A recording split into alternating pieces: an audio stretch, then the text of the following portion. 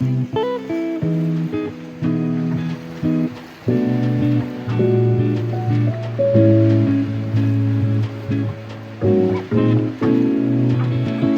Guys, welcome to the last part of my Gujarat series. So आज का vlog काफ़ी different parts में होने वाला है, आप कह सकते हो, जिसमें टेम्पल्स, वाइल्ड लाइफ, सब कुछ मिक्स आपको मिलेगा। ड्राइव हमने थोड़ी लेट इवनिंग स्टार्ट की थी, मींस सनसेट के अराउंड, और बड़ौदा से हम निकले थे। देन ऑलमोस्ट कंटिन्यू ड्राइव करने के बाद एक जगह हम रुके डिनर के लिए। गुजराती काठियावाड़ी थाली खाई हमने, काफ़ी टेस्टी थी वहाँ पे। And then we continued with our journey. और journey was long, but the roads and the vibe was very energetic. Everything made it a bit easier, you can say. And then we were about to reach Dwarkadhish around 11:30 12 AM के आसपास हम पहुंचे थे द्वारकाधीश, जहां हमारा hotel booked था already, और check in वगैरह किया हमने वहां पर। Then guys, mandatory room tour, और एक ही रूम लिया था हमने बिकॉज सिर्फ कुछ घंटों की हमें नींद लेनी थी और सुबह हमें निकलना ही था। एंड रूम में 4 लोगों के हिसाब से बेड का अरेंजमेंट कर दिया था उन्होंने, और अच्छा था room, cozy, comfortable.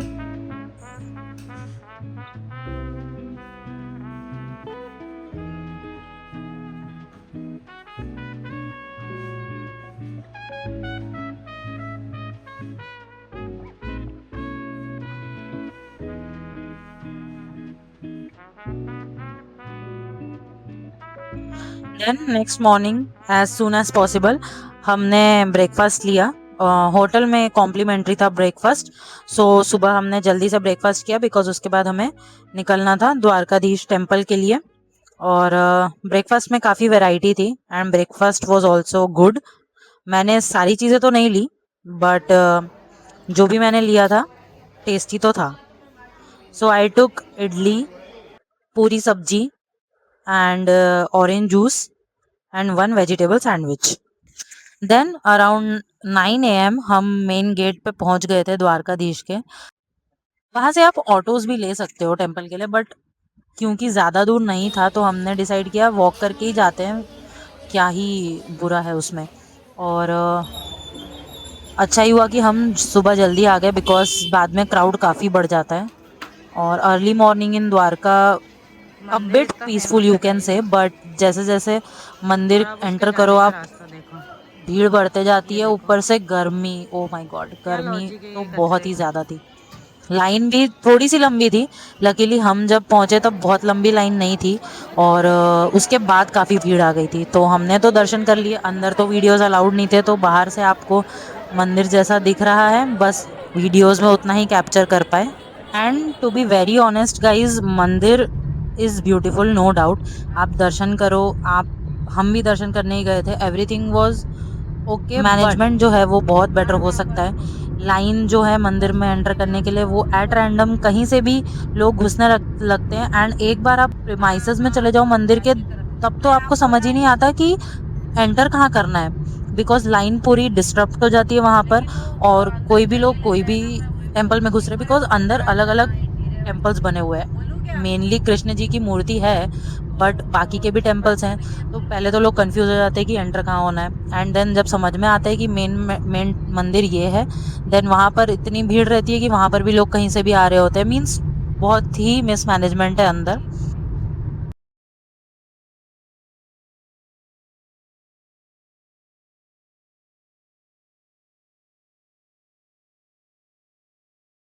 But anyways, the journey continues. तो अब हमारा नेक्स्ट डेस्टिनेशन होने वाला था सोमनाथ टेम्पल, और जो कि वो हमें आज ही कवर करना था बिकॉज ऑफ कोर्स हमारे पास बहुत ज़्यादा टाइम नहीं था। तो जैसे ही हमने द्वारकाधीश से दर्शन किए, उसके बाद होटल आके हमने अपना लगेज लिया एंड तुरंत we left for Somnath temple. So the distance from Dwarkadhish temple to Somnath is 236 kilometers. और अप्रॉक्सीमेटली 4 आवर्स तो लगते ही हैं ये ड्राइव के लिए। और विदाउट स्टॉप, इफ़ आप रुकते हो तो थोड़े ज़्यादा भी लग सकते हैं। एंड कुछ जगह पे रास्ते में आपको रोड के पैरेलल समुद्र भी दिखेगा।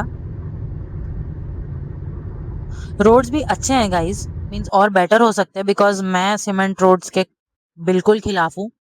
और साइड में आपको विंड मिल्स दिखते हैं। एंड सीन अच्छा रहता है ड्राइव का, नो डाउट। एंड जब आप पहुंचने वाले रहते हो सोमनाथ, काफी स्ट्रॉन्ग विंड आपको फील होगी, क्योंकि ऑफ कोर्स कोस्टल एरिया है, ओशन के बिल्कुल बाजू में है सोमनाथ टेम्पल। सो अगर हम सोमनाथ की हिस्ट्री की बात करें तो 12 ज्योतिर्लिंग शिव जी के जो इंडिया में है, उनमें से सोमनाथ जो है उसे फर्स्ट ऑफ द 12th ज्योतिर्लिंग माना जाता है, यानी 12 ज्योतिर्लिंग में से ये पहला था। और over the time span of 1000 years जो सोमनाथ टेम्पल है उसे बहुत बार लूटा गया है, बहुत बार डिस्ट्रॉय किया गया है, एंड देन हर बार इसे रीबिल्ड किया गया है। फेमस जो कि इंसिडेंट एक था, जो मोहम्मद गजनी ने सोमनाथ टेम्पल लूटा था एंड इसे डिस्ट्रॉय किया था।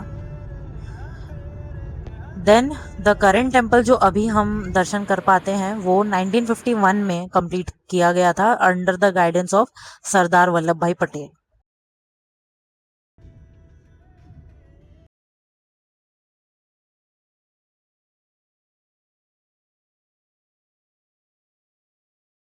सो जैसे ही हम सोमनाथ पहुंचे, पहले हमने वहां पर रूम बुक कर लिया था। एंड बिकॉज लगेज लेके हम घूम तो नहीं सकते थे ऑब्वियसली, सो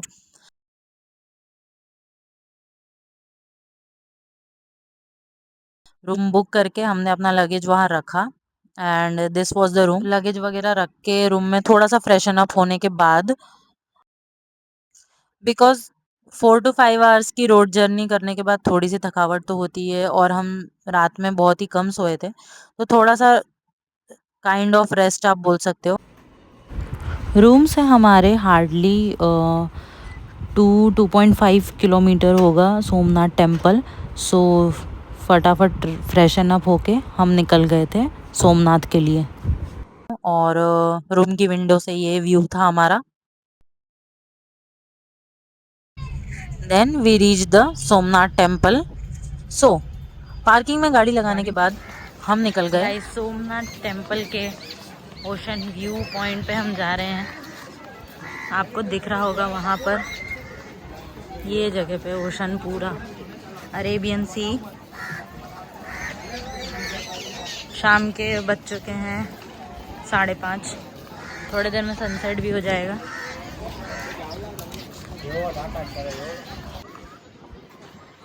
पहले हमने सोचा यहाँ विजिट करते हैं, बिकॉज टेम्पल में हमें लेट हो जाएगा तो हमें इस साइड आने नहीं मिलेगा। ये और वहाँ आपको दिख रहा है सोमनाथ मंदिर, इसलिए पहले हम यहाँ पहुंचे, और यहाँ से आपको सोमनाथ भी दिख सकता है। सो कुछ देर ओशन के बाजू में, मींस काइंड ऑफ बीच पे बिताए हमने। सो अब बात की जाए सोमनाथ टेम्पल के बारे में, और गुजरात का सोमनाथ टेम्पल जो है, ऑल्सो सोमनाथ की अगर माइथोलॉजिकल ओरिजिन की हम बात करें तो ऐसा कहा जाता है मून गॉड थे, यानी चंद्र भगवान, जिन्हें सोम कहा जाता है। उन्होंने ये टेम्पल ओरिजिनली बिल्ट किया था इन गोल्ड, सोने का। देन लेटर उसे रीबिल्ट किया गया था in silver by Ravana, in wood यानी लकड़ी से by Krishna, and by stone यानी पत्थर से बनाया गया था भीमदेव यानी किंग भीमदेव द्वारा। तो ऐसे इसका ओरिजिन एक के बाद एक पास ऑन होता गया है।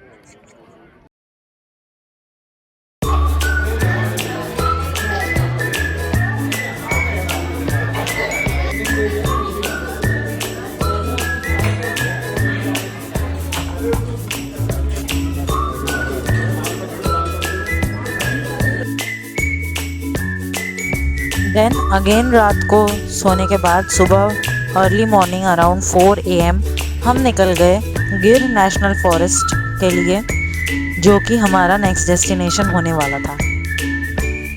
So it was time for real adventure.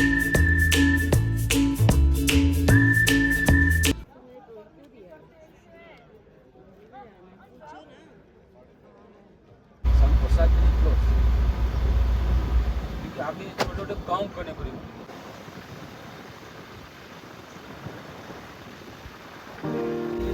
Tyre boss करने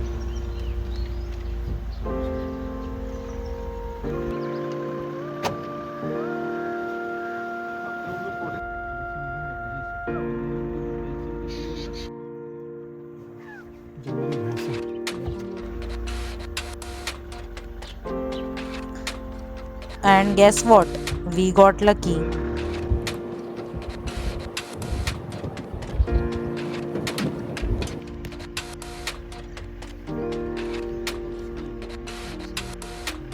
And guess what? We got lucky. और फाइनली हमें लायंस लाइव और इतने क्लोजली देखने मिले।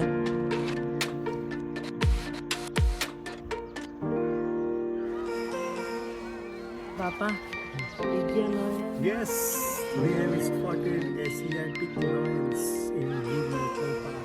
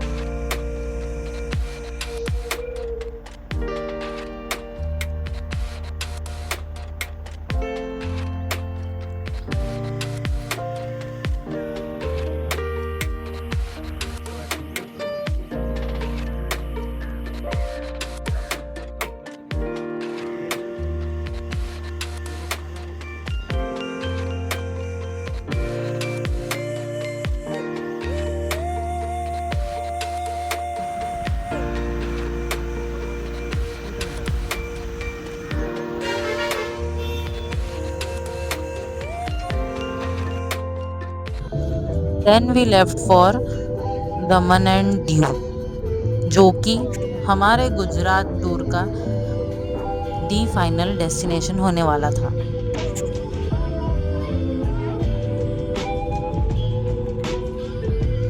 सो दमन and Diu is very small because of course वो यूनियन टेरिटरी है एंड काफ़ी डेवलप्ड भी नहीं है अभी तक तो। सो जो फेमस स्पॉट्स हैं हमने वो कवर किए, जिसमें से फर्स्ट स्पॉट था INS खुखरी सबमरीन, जो कि पब्लिक के लिए मीन्स काइंड ऑफ वो सबमरीन को एज अ एग्जीबिशन रखा गया है टूरिस्ट के लिए।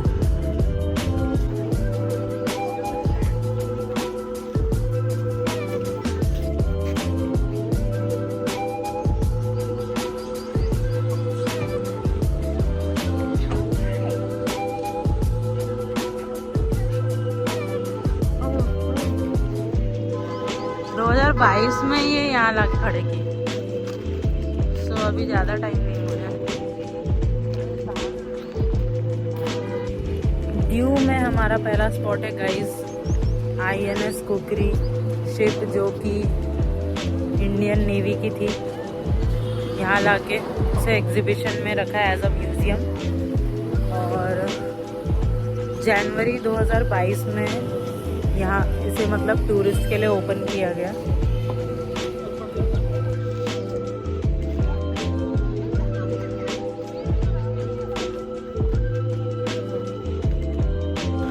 सो गाइज़, अगर मैं इन शॉर्ट आपको INS खुखरी की स्टोरी बताऊँ तो INS खुखरी एक इंडियन नेवल शिप है और उसने इंडियन नेवी में सर्व किया था during the Indo Pakistan war in 1971 and then unfortunately उसे मीन्स INS खुखरी को रिटायर करना पड़ा बिकॉज 3 टॉर्पेडोज जो पाकिस्तान नेवी ने फायर किए थे INS खुखरी पे ऑन 9 दिसंबर 1971 में, और जब ये डूबी तो दमन एंड दीव के कोस्टल एरियाज से 40 नॉटिकल माइल्स दूर ही थी ये। प्लस इस इंसिडेंट में 176 सेलर्स और 18 ऑफिसर्स जो हैं वो उनकी डेथ हो गई थी।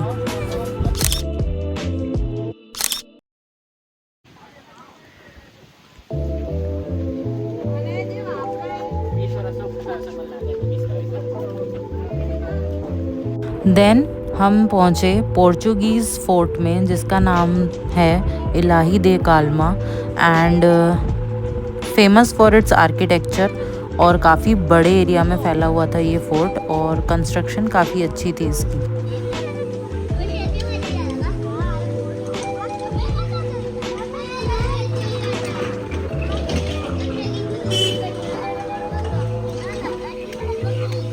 पूरा फोर्ट हम क्रॉस करके गाइस आ गए ओशन व्यू पॉइंट पे। दिखाती हूँ मैं आपको ओशन। देखिए क्या आपको देखिए क्या होगा थोड़ा बहुत।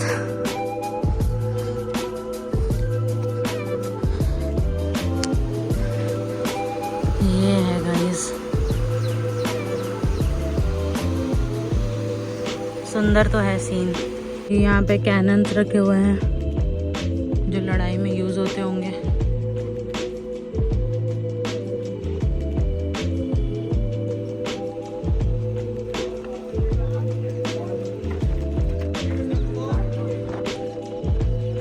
देन कुछ देर फोर्ट के अलग अलग पार्ट में बिताने के बाद और अलग अलग व्यू पॉइंट्स चेक करने के बाद हम फोर्ट से निकल गए।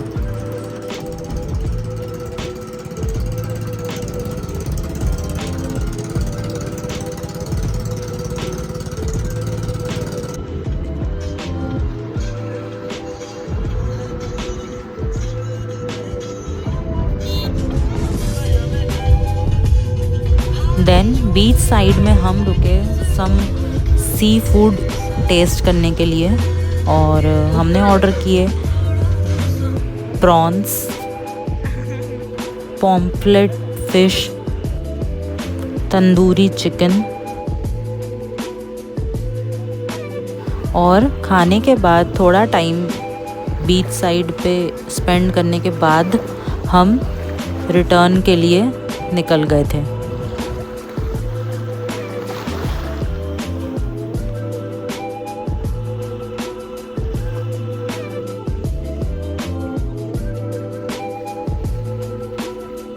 सो आई होप गाइज वीडियो आपको पसंद आया होगा and share to your family and friends जिसके साथ आप दमन एंड दीव या गुजरात टूर करना चाहते हो। And do share, do like and if not subscribed yet do subscribe to my channel. I will see you guys in next vlog. तब तक के लिए बाय गाइज।